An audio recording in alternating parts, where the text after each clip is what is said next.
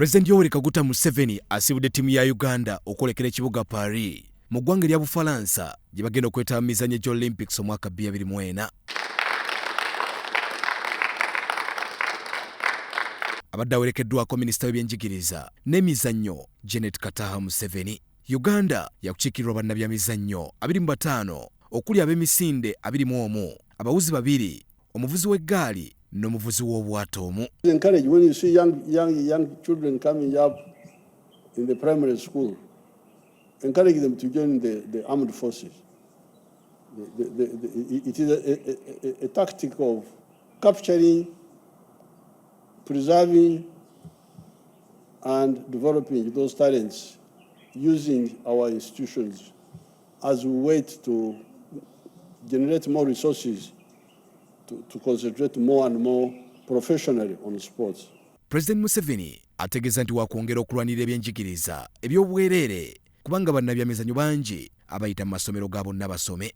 Emirembe egyateekebwa mu bitundu eby'Essebei tegiyinza kubuusibwa maaso nga yemu ku nsonga lwaki bannabyamizannyo bakola bulungi okuva mu kitundu ekyo, era asuubizza okwongera okukola okutumbula ebyemizannyo. Really, we have not done much for sports yet.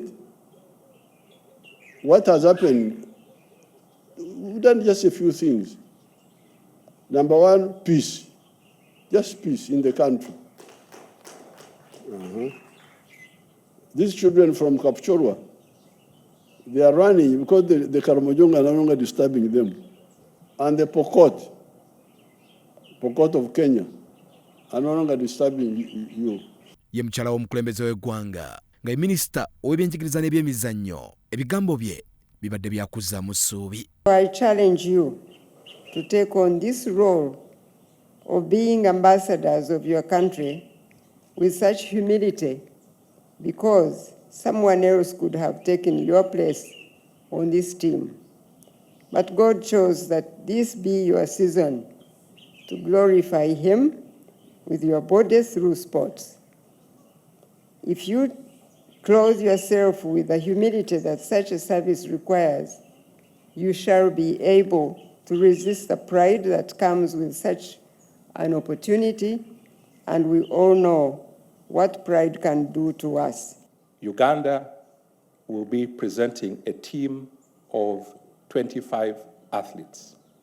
Of these 25 athletes, Your Excellency and the First Lady, 21 are from athletics, and some of them are here. Of those 21, we have a number of them who are currently world champions, 2 of them. Others are defending Olympic champions like Joshua and Madame Peruth. So we have a team, Your Excellency, within that 21 of people who are going to defend their world championships and Olympic medals. Emizannyo gya Olympics gitandika nga 26 omwezi guno okutuusa nga 11 omwezi ogw'omunaana. Kinajjukirwa nti Uganda yawangula emidaali 4 mu Olympics ezasembyeyo mu kibuga Tokyo mu ggwanga lya Japan nga kwaliko zaabu 2, omudaali ogwa silver n'omudaali ogwa bronze nga gyonna gyali gya misinde.